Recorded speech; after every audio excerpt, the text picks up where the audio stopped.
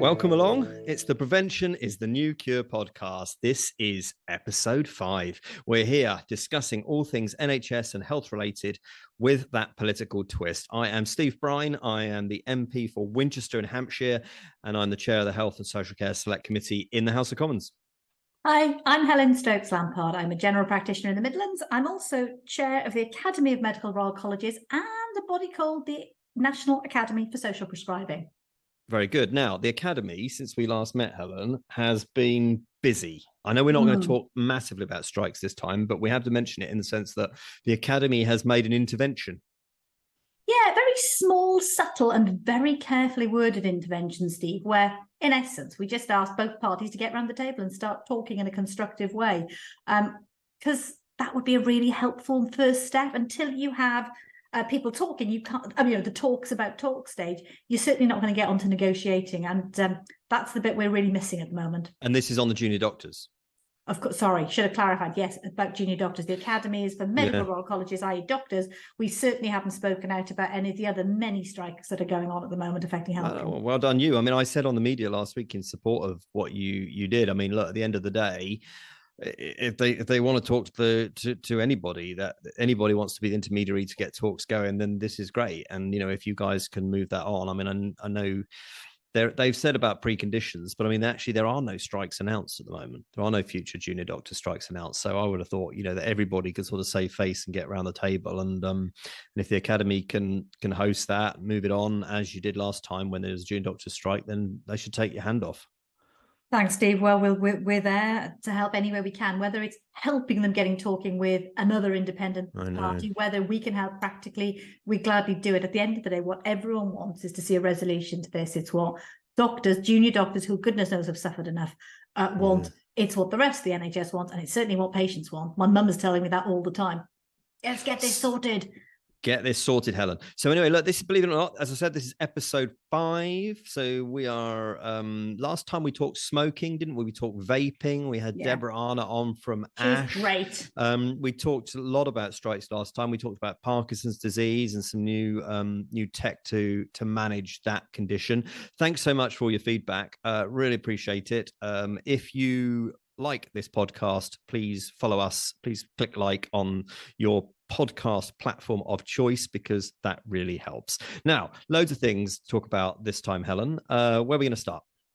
I think we should start with vaccination this week. Let's talk about something quite different. Vaccination. Okay. If there was ever anything which was the ultimate preventative, it's vaccination. Probably the single most effective thing we can do to prevent disease is vaccinate ourselves, vaccinate our kids against a whole range of things. And I know this is something that's been on your agenda at the Health Select Committee.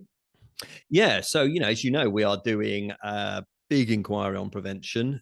I think I said last time we have 10 work streams, one of which is vaccination, because I think it is probably the most effective health intervention you can make. And so I guess the UK's got this current immunization schedule, if you like, in the UK protects against 14 different infections. So, measles, meningococcal disease, beautifully put, Steve, polio, and that's what we do. But what we heard, and we had some of the big companies in, so we had somebody from the British pharmaceutical industry, we had someone from Sanofi, we had somebody from Moderna, and then we had Jenny Harries from the UK Health Security Agency. And we talked about all of obviously the good things that went on during COVID, but there are declining rates of uptake, and you can't get around that. And I mean, people may have seen some of the coverage that happened since our session about some of the serious diseases from the 1950s. So polio, diphtheria, measles are on the rise, and we heard that during our session. Now, they were really serious diseases, weren't they? And we got to stay on top of this through vaccination. You, I'm guessing, see this in the surgery. Do you see a rise in these conditions in the surgery, Helen? So look, Steve, you've touched on so many things there, and I'm not going to pick you up on your pronunciation of meningococcal, but tutorials are available on request. Easy for you to say. So look, you're right, 14 different diseases that we vaccinate against very effectively, and vaccination in the main is incredibly safe and incredibly straightforward. It's out there, and I think if the COVID program has shown us anything, it's just how amazingly effective it can be. You know, the millions and millions of lives that have been saved through the vaccination program. Notwithstanding, we have a persistent narrative by a very small but very vocal minority who are just opposed to vaccination in any way, shape, or form. For me, and to be honest with you, they've always been there. We can perhaps pick up in a minute about why that's a thing. But for me, the group that I want to help most are those who don't take up the offer, who are not opposed to vaccination, but for whatever reason, don't bring their children forward, don't come forward themselves because it's inconvenient to do so. Their lives are chaotic and they find it really hard to fit in with the way the NHS works. Or their lives are so troubled in many other ways that this is so low on the priority. And this is where the NHS really has to flex to reach out and make it easy to be vaccinated. We need to take the vaccination to them, be where they are. And we've had a huge amount of learning from the pandemic in this.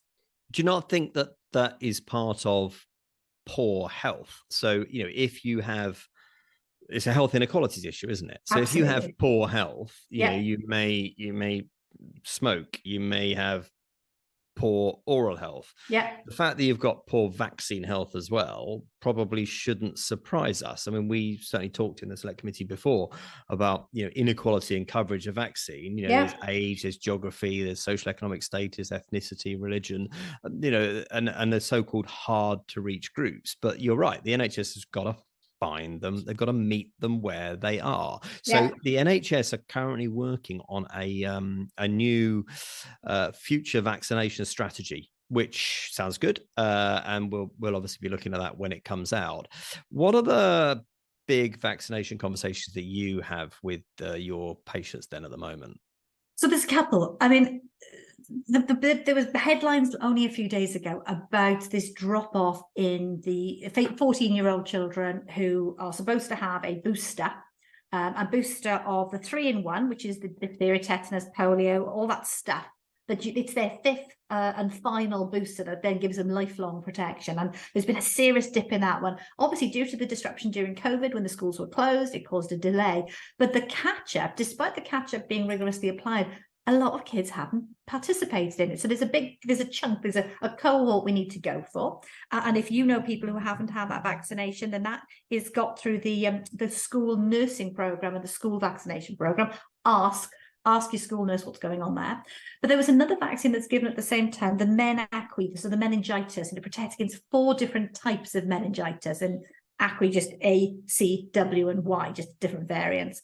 A horrible word. But that can be got through your GP if you're up to the age of 25. And so this is the one that there was a big, when it first came out, was given to kids as they were just kids. How would I say that? Young people as they were heading off to university or leaving home, so at about 18. But now it's given younger in school. And it's just, of all the destructive, terrible illnesses that somebody can get, you know, totally life-changing, obviously, sometimes fatal, is meningitis. And to think we can protect it with a really straightforward immunization, I just urge people to get yourself vaccinated. Early on in my time as an MP, I remember this being an issue through universities and student unions. So you're saying that it's now generally a bit earlier on. So I remember somebody lost their life when I was at university who lived in our hall of residence from meningitis. So it's incredibly serious. And you're saying a simple jab, you can avoid that. One of my most powerful experiences as a junior doctor, Steve. So I was a medical house officer just a few months into my role. I was dealing with a girl with meningitis, a 19-year-old girl who was brought into the A&E department. She was staying in the area on holiday, and she was unresponsive. Something strange was going on, and the initial reaction is, has she taken drugs? What's going on here?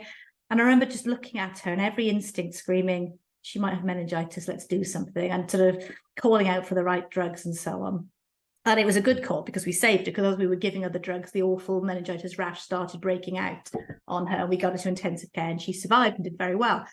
But when you've seen it, and in your case, you knew somebody who died, it never leaves you. And the tragedy of it being missed, or the tragedy of somebody becoming to such severe harm, it's such a preventable thing. And it's the why wouldn't you is the way to turn it around. Do you think that there's some sort of complacency, because it's almost like it's chicken and egg, because disease rates are low in some of the the conditions that we've mentioned, then there becomes complacency that they've gone away. But of course, they're only low because of the vaccination rates. And so the only reason we have control of them is because we've been doing vaccines. So we sort of got to keep going, haven't we? Absolutely. So measles is a case in point. I hadn't seen measles for years, possibly decades. And then I saw cases of measles last year. It's kind of, what was it? That was 18 months ago. And at first I was thinking, what am I seeing? And then there's a sudden realization, oh my gosh, this is actually measles, a totally preventable condition. So these are, I can't say this so strongly enough, but the adverse consequences of these illnesses cannot be underestimated. You do not want your child to die or to be severely maimed. You don't want them to become infertile. You don't want them to become deaf. And these are the complications of these common illnesses that are common in countries where vaccination isn't there. We have this free gift that we give called immunization. Please, let's take it up. And I think as an NHS, we have a responsibility to reach out and get to those who are not taking up their immunizations to make it so on that possible. Sir Andrew Pollard, who is chairman of the Joint Committee on Vaccination and Immunisation, he gave evidence to the committee last week, and he called for a task force to improve vaccination rates in communities with low uptake. He said that when you think about the pandemic and you think about what we did well as a country, it was creating the vaccine, rolling out the vaccine, helping the rest of the world. We led the world there, didn't we? And that was because we had a real national effort. And what he was saying to us is, we need to keep the spirit of that national effort and, really, really push home that advantage, if you like, with communities where maybe they are harder to reach. And we need to find better ways of doing that. And that needs a national task force to do it. And I thought he spoke very well. You can follow it all back online, of course. Can we just talk about HPV vaccine as well? Yeah, because I wanted to raise that as well. So HPV, I have a daughter, and they were given it at school and then given the booster at school. When I was a health minister, I extended the HPV vaccine to boys. Hallelujah. And so much lobbying I had on that. And, it was a tough battle, I have to be honest. It was a tough battle to get it signed off and get it funded. But I'm really, really proud that we did that. And I fingers crossed, I think it should save a lot of lives. But just tell us clinically, HPV, the virus, what does it do? Okay, so first of all, I was one of the people lobbying you, Steve, for men to be included in the vaccine program, because I completely agree. So HPV virus affects the cells at transition points in the body, and it increases the chance of cancer. So where one cell type meets another cell type, there's a higher chance of problems. And if you've had this virus, it seems to permit or trigger changes that can lead to particularly cervical cancer, but also anal cancer, vulval cancer, oral cancers, essentially from your mouth to your anus, and your mouth through to your vagina. And in the tract there, wherever there's a change of tissue, there's a risk of a cancer that HPV can trigger. The biggest killer was cervical cancer, but by the vaccination program helps protect and reduce all those other cancers. So in men who have sex with men particularly, obviously it's the anal and the genital cancers that they're protecting against. But because men pass the virus on to women, by reducing the viral load in the whole of society, everyone benefits. So it's a good thing. It's a safe, very well-established vaccine. They're improving it in time as more variants are coming in now. We've already seen the benefits as cervical cancer is falling. Another of my powerful experiences as a junior doctor was I was 23 at the time. We were a firm of 4 female medical students doing obstetrics and gynecology, and a girl who was also 23 was dying of cervical cancer in the hospital bed. And when this vaccine program came about, I remember just thinking about her and thinking about her face and thinking about her mother, and how I'd wished this had been 20 years sooner. And again, please, let's do everything we can to get this rolled out for all our young people, for everyone's sake. Yeah, and just who wrote that? And just finally on this, we talked a bit last week in the committee about anti-vax. And, during the pandemic, there was a lot of noise about that. There was a debate in the House recently about the new WHO pandemic preparedness plan that the World Health Organization are putting in place. And there was a lot of lobbying of MPs from constituents who want us to stay anywhere away from that. And some of that is driven by anti-vax. My theory about the anti-vax movement is that I don't think it's any bigger than it ever was. I just think it's louder than it ever was because it's been amplified. And, you know, as an MP, you're always taught, don't put pictures of graffiti in your leaflets because it just encourages graffiti. And I just wonder, the more that it's covered by the media, does it become self-fulfilling? I mean, do you honestly get people in your surgery who are, you know, come into you with conspiracy theories about vaccinations and that they're, you know, some of the stuff that you read online about the COVID vaccines? Do you get that?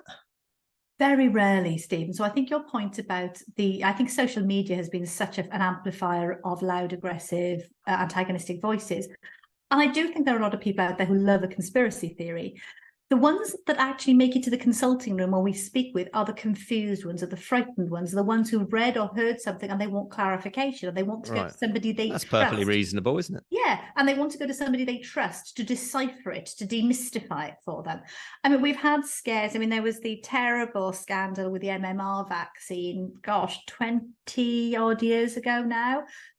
The Andrew Wakefield scandal, where there was misinformation and erroneous research published, which caused a lot of concern amongst parents. And I mean, the one thing you want to do as a parent is protect, for all of the things, you protect your child. And so the thought that the MMR vaccine could be causing harm did cause a lot of confusion. And we're still demystifying that one. Although I must say, I've done a lot less about the last few years than I was doing sort of 15 years ago. But still, until 15 years ago, it was a massive thing. And occasionally we'll get parents coming up saying, oh, I'm going to pay for my child to have vaccines privately when there isn't a shred of evidence. I mean, what I always say in that situation is, look, of all the things you can spend money on your child, take the same money, put it in an investment fund for them for when they grow up, and give them the MMR free of charge on the NHS, because not a shred of evidence that one's going to help. Use the money in another way to help them later on. Yeah.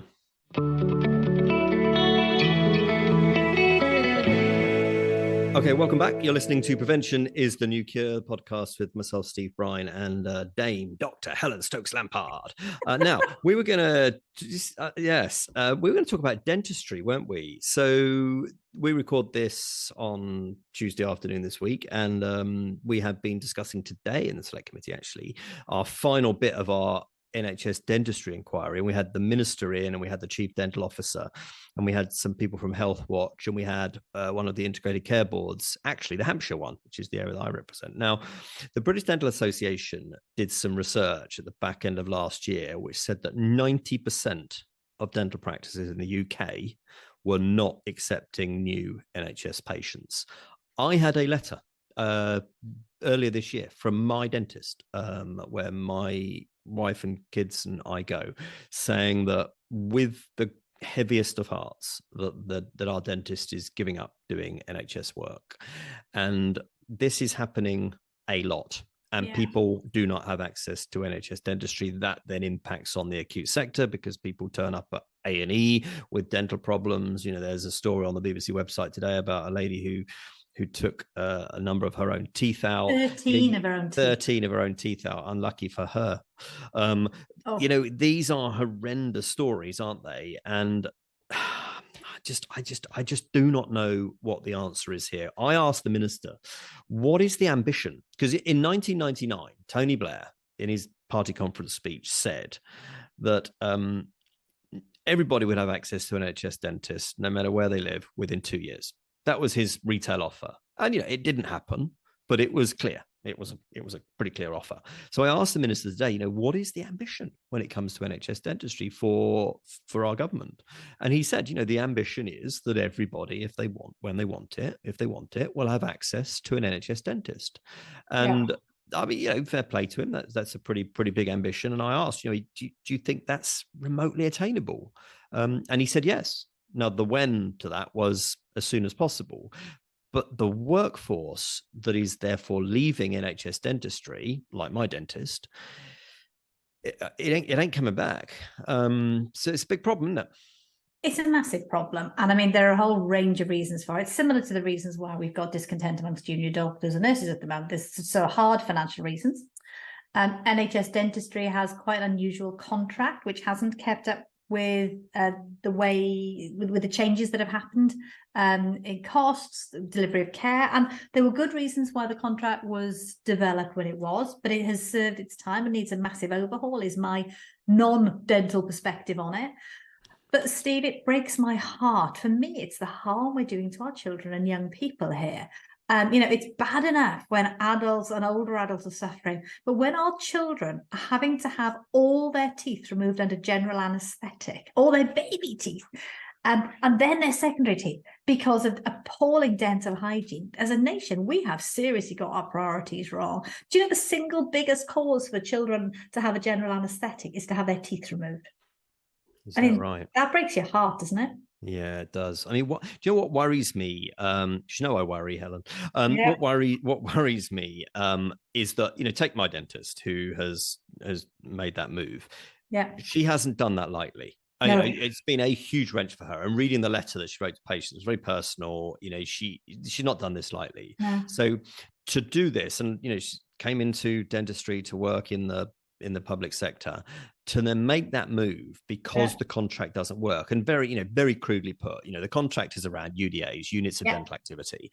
And so their point being is they don't get to work on preventative oral care, which is obviously what we're most interested in. They don't feel that they can spend that complex time with patients, and so they make the move. My worry is that once they've made that move, even if we change the contract tomorrow to exactly what the British Dental Association say dentists want to see, even if we change it tomorrow, she isn't going to come back because she's made that mental break with the NHS. And so I'm worried that, yes, we do have lots of dentists in this country, but they're not working in public sector practice. They're working in private practice, and for many areas, parts of mine included, they can't afford to do private dentistry. So that's why I started the session asking the minister, what is your ambition? Because I wanted to know whether that was still the ambition. Everyone has that access, and he said it was. I mean, I think you're right. I think there is, for a healthcare professional who's worked principally in the NHS, to make the switch to move into private medicine exclusively is a huge psychological switch. And to come back into it will take a heck of a lot more. I mean, it's the heat has been slowly rising over time. But once you've got out of the hot water, you ain't getting back in when it's just a degree cooler. I mean, I think that you're right there. It will take a big change. So Sarah Hurley was giving evidence to us today, who is the Chief Dental Officer for England, and great, interesting person. I used to work with her when I was Minister. She's hopefully going to come on the pod and talk about the whole issue about preventative oral health, which is, that's how you make the NHS sustainable, which is our raison d'etre, of course. And in her view, she said this today, that's how you make NHS dentistry attainable and sustainable, is through prevention. So she sounds like she's talking our language. It sounds like she is. I'm looking forward to chatting to her. Can we throw in fluoridation of the water when we speak to her? Oh, yeah. Very controversial. Big prevention. It's actually not that controversial. But anyway. Okay, all right. Well, we took powers in the current Health and Care Act to put fluoride in the water, but we were talking about conspiracy theories earlier. I mean, boy, does that get them going? But really gets them going. But boy, dentists say that it's a big thing and that we should do it. We've taken the powers to do it. The new integrated care systems need to grasp that nettle, consult with their public, and get on with it. And the Royal Colleges voted to support this, I think 25, possibly 30 years ago. This is not new. Anyway, we can come back to that one. Snacking. Yay! Have you ever heard of activity snacking, Steve? I mean, it sounds like an oxymoron to me. I mean, I'm constantly snacking, and not necessarily doing that much activity, although I am very active because I don't stop walking. I mean, walking around the Palace of Westminster is quite a lot of walking each week, but I'm guessing you're talking about something very different. Yeah.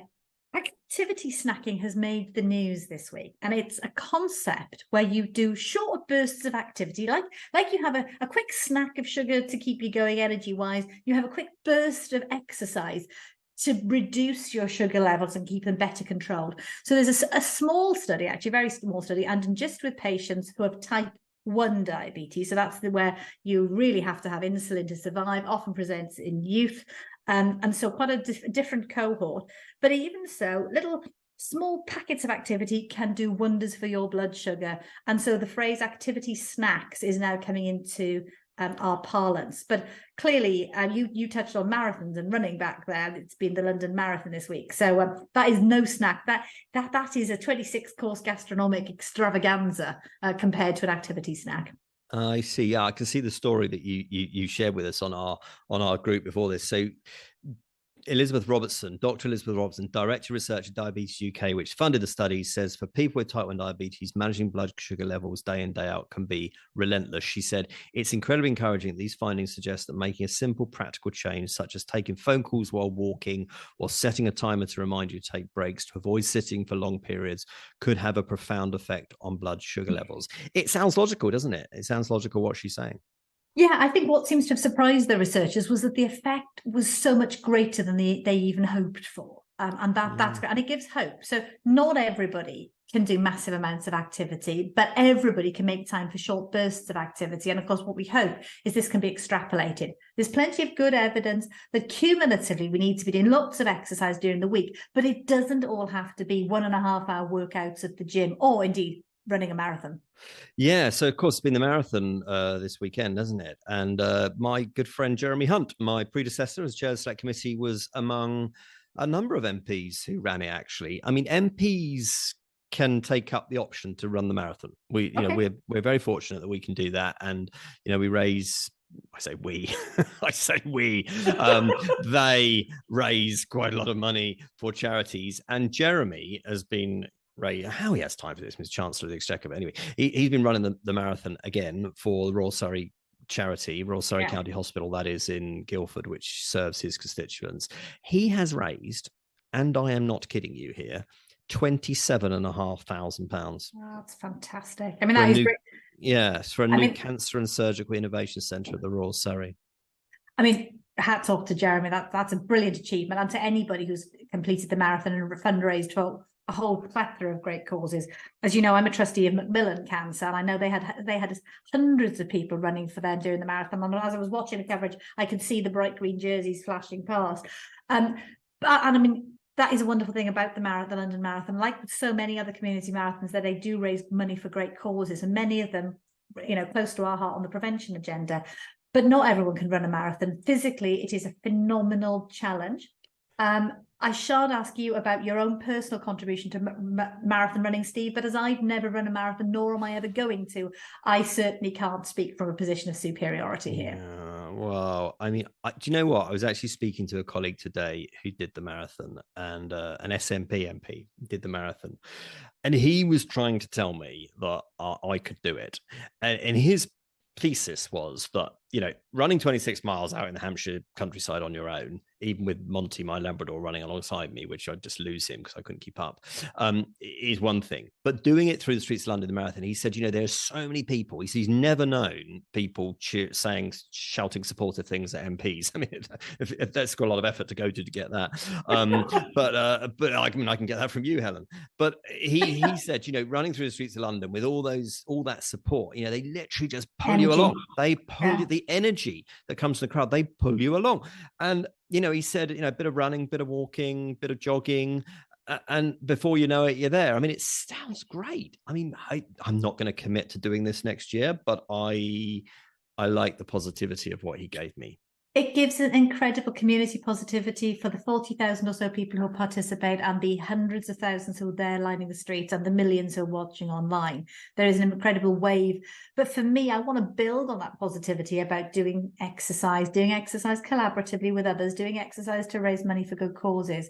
Because all of us can do more physical activity. All of us can contribute in some way to help others with physical activity. And coming back to my activity snacks, your knees may not be up to walking half a mile, but do you remember Captain Tom, or Sir Captain Tom, as he was? I remember him well. And the inspiration he provided us. He walked laps of his garden with his Zimmer frame, and if he was proof that we can all do something, that really was it. And he gave us all such hope. And I think, if a marathon seems too scary, pick a smaller mountain to climb.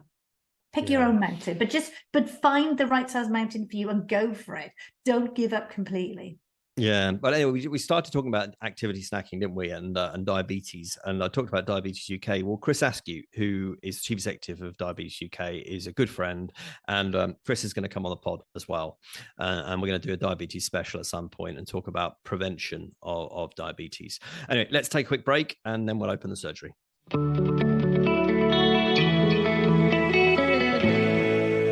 Right, welcome back. Thanks for joining us. Time for this.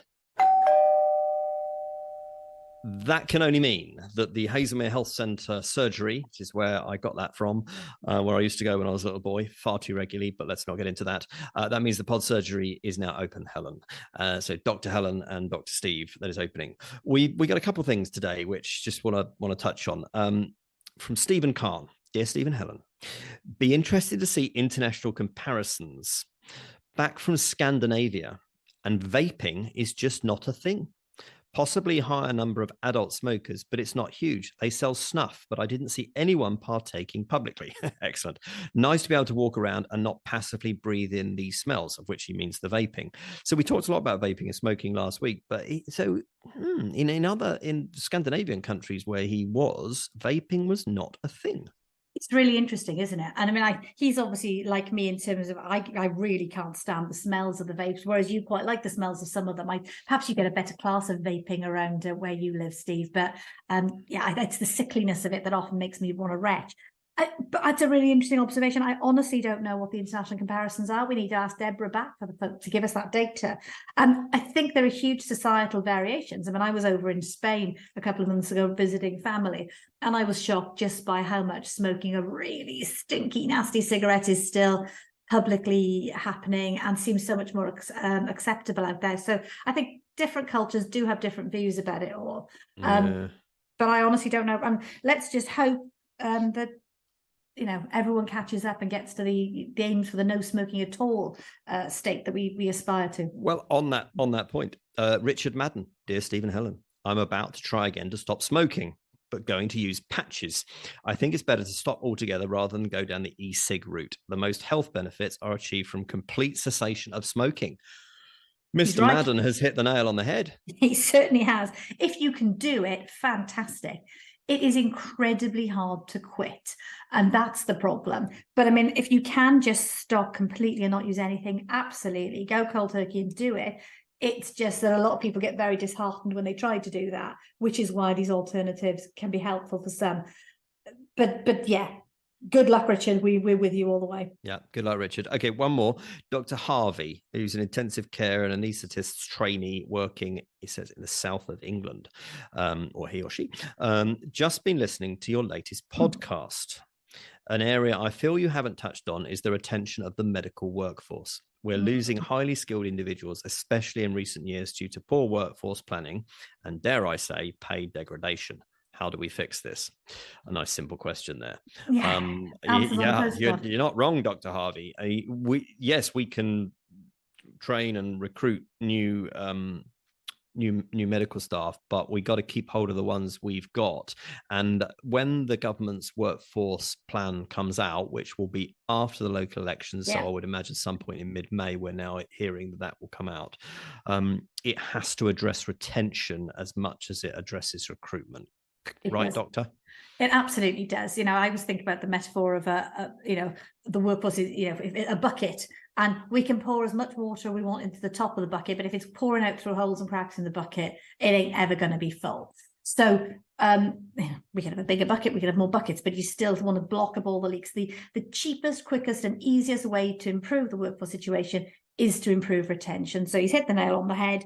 I mean, we know about a lot of our juniors go off to our Antipodean countries, New Zealand and Australia, because there are huge inducements to do so, and the quality of life, weather is great. But people have their homes here, their families here, the culture here that they know and love. And we can't match the weather, but we can match a lot of the other things that they value about being able to practice medicine safely. Some of this is about being valued as individuals. Some of it's about reward and remuneration, but a lot of it is about being valued and the ability to practice safely. So whether that's different ways of working, whether that's technology, whether that's actually the ability to have a hot meal in the middle of the night, or to feel safe going to your car at 2 a.m, all these things matter about the way we look. And this is certainly not just applicable to doctors. This is about right across healthcare professionals. So yes, that workforce plan, there's a lot of hopes being pinned on it. What I think we're going to have to see is, I mean, we've got to be realistic about what we're going to get.